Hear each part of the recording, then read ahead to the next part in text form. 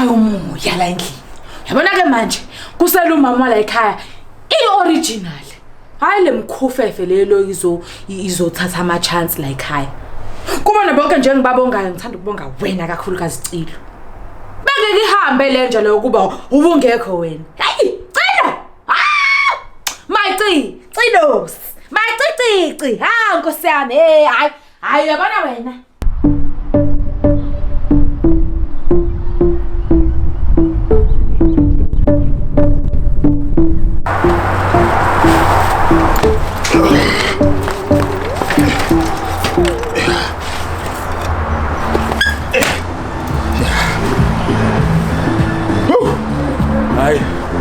Corner. Yeah, 54. Yeah. I coming back. Au, ya hambinja. Oh,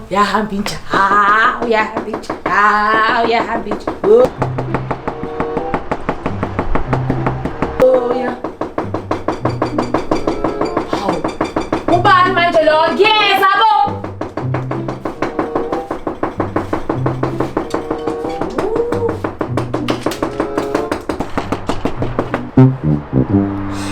Sisi. Ya wena unjani wemzwandile? Uyaphila Sibo? Ngiyaphila njani? Hayi sikhona nathi na. Ubekwa yini la ekhaya wemzwandile? Oh, iyona inkabi yami la engithathe yangibeka yona lena amasonto amabili. Ingithathe yangibeka khona la e54. Hawu. Kwangathi aweneme nje sisuku ngibona yini kwenze njani? Hayi ukuthi angeneme wena kodwa phela. Oh hayi othi ingene. Hey, Sibo madoda. Hey, senahlala emzini nje. Madoda. Ha. Madoda. Oh Sibo. Sisi. Asusele Oh. Yeah. Oh. Yeah. Hayi. Like ekhaya inyama sasibeka kanje beka phansi. Ufunani la wena? Yini ozoyifuna la ekhaya?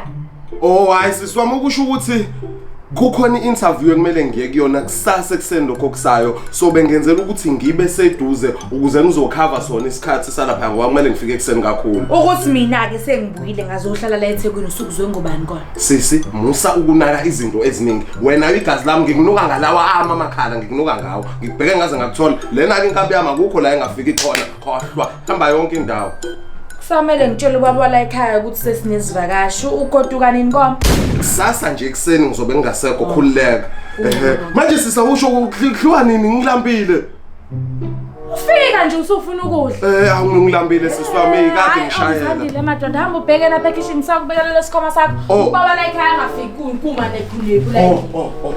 Hey, walamba umuntu. Ake sibone ukuthi baphetheni oSibo. Hawu! Khona lo pholoni la. Ha.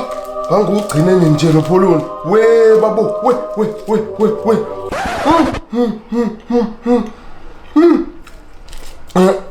Hawazi bonani?